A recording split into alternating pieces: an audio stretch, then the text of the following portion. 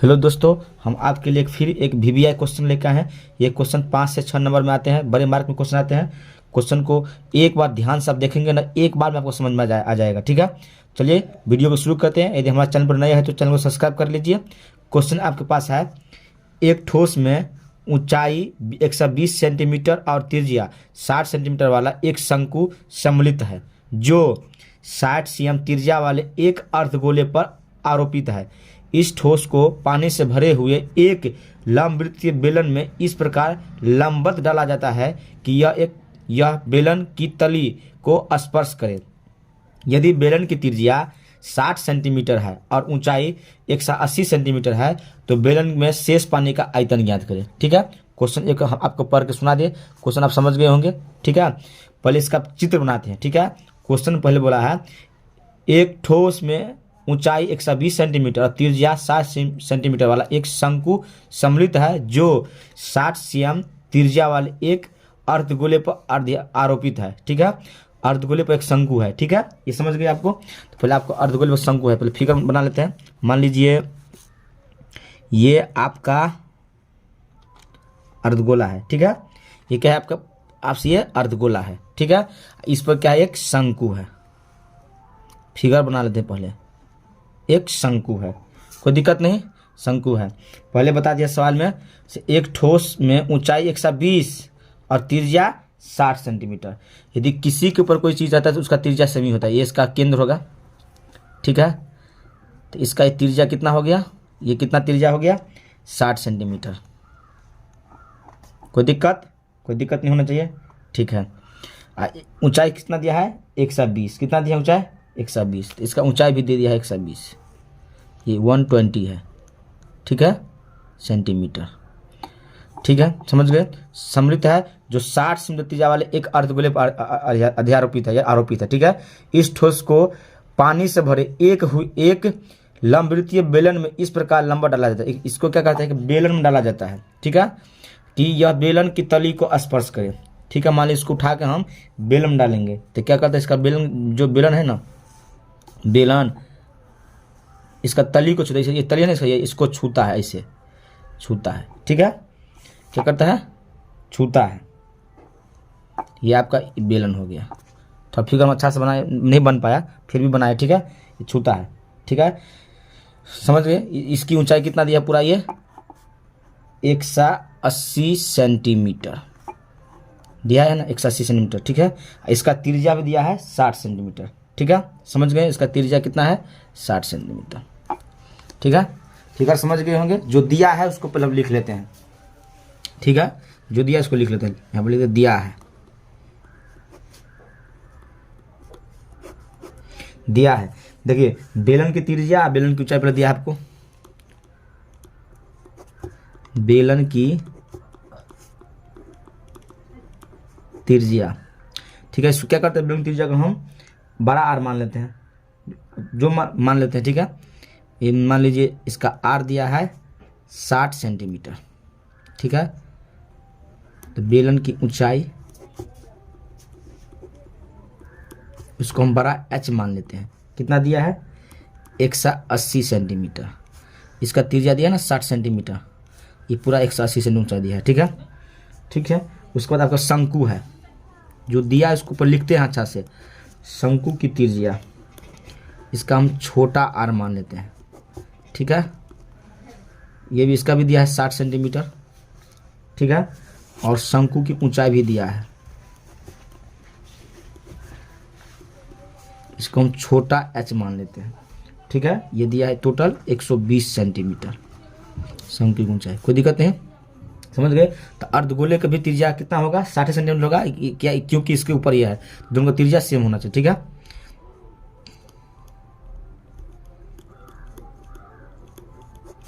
अर्धगोले की त्रिज्या, इसका भी आर, छोटा आर मान लेते हैं, दोनों का आर सेम ही है ना, इसलिए 60 सेंटीमीटर। कोई दिक्कत, इतना समझ गए होंगे। ठीक है, आपको क्या बोला है, बेलन में शेष पानी का आयतन ज्ञात करने के लिए बोला है। ठीक है, देखिए ये पूरे अर्धगोला का शंकु है, इसको क्या किया है, पूरे सहित इसको एक बेलन में डाल दिया गया है। बेलन में पानी जो है जब डालेगा तो उतना पानी बाहर निकलेगा, तो शेष बचे हुए पानी का क्षेत्रफल निकालने आपको क्या करना पड़ेगा, पहले इसका बेलन का आयतन, ठीक है, बेलन का आयतन निकालना है, अर्धगोला का आयतन, उसके बाद आपको क्या करना है, शंकु का आयतन निकाल के घटा देना है, वही शेष पानी का आयतन होगा। प्रश्नानुसार लिख देते हैं यहाँ पर हम। देखिए क्या करना है आपको, यहाँ पर लिख देते हैं, बचे हुए पानी का आयतन बराबर क्या करना है, पहले सबसे पहले ये जो बेलन है ना, इसका आयतन निकालना है, बेलन का आयतन, ठीक है। इसको माइनस करना है, अर्धगोला है, अर्धगोला का आयतन,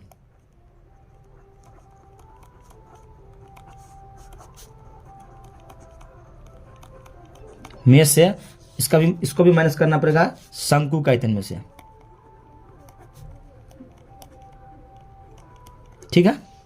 चलिए, बेलन का आयतन का सूत्र होता है pi r square h, pi r square, इसका बड़ा आर मान है एच, बड़ा एच मान है, ठीक है, माइनस अर्धगोला का होता है 2/3 पाई आर क्यू, ठीक है, माइनस शंकु का होता है 1/3 पाई आर स्क्वायर एच। कोई दिक्कत नहीं। देखिए सभी में पाई है तो पाई पहले हम कॉमन ले लेते हैं, अच्छा रहेगा।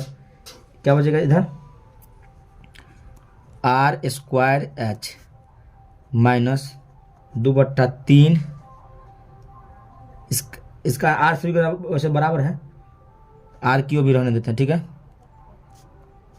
1/3 आर स्क्वायर एच, ठीक है। देखिए पाई के मान पाई रहने देते हैं, कोई दिक्कत, आर स्क्वायर, आर कितना है, देखिए बेलन का आर लेना है आपको, इसका भी आर 60 है, 60 का स्क्वायर,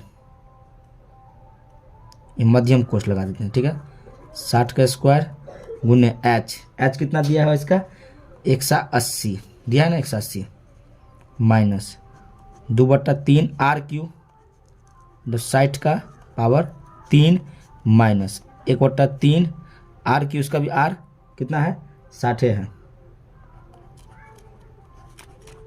इसका एच कितना दिया है, ये शंकु का 120, कोई दिक्कत नहीं, ये मध्यम कोष्ठ, इसको हम बंद कर दिए, ठीक है।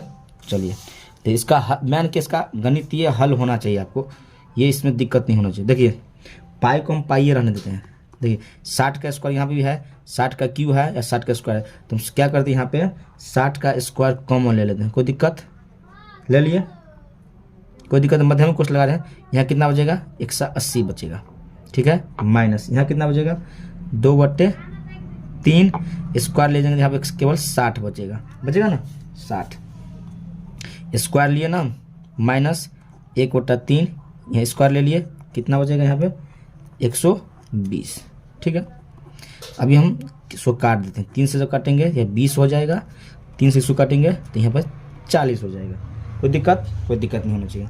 देखिए पाई का मान कोई भी ले सकता है, 3.4 भी ले सकते हैं, 22/7 भी ले सकते हैं, तो हम 22/7 ले रहे हैं, ठीक है।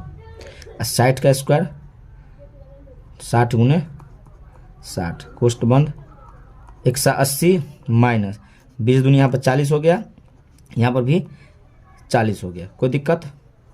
देखिए 22/7 गुने 60 का स्क्वायर 2 जब करेंगे तो कितना बचा था 3600, ठीक है, 3600।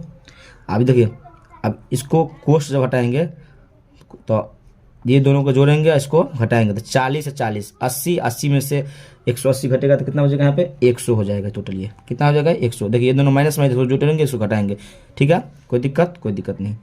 आप देखिए अब इसको क्या करना है, आपको गुना करना पड़ेगा, 22 3600 और 100 को जब गुना करेंगे आपको तो कितना हो जाएगा, ये 792 पे 4 0 2 और 2 4 0, ठीक है, दे दिए हम। उसके बट्टे कितने हैं 7, ठीक है।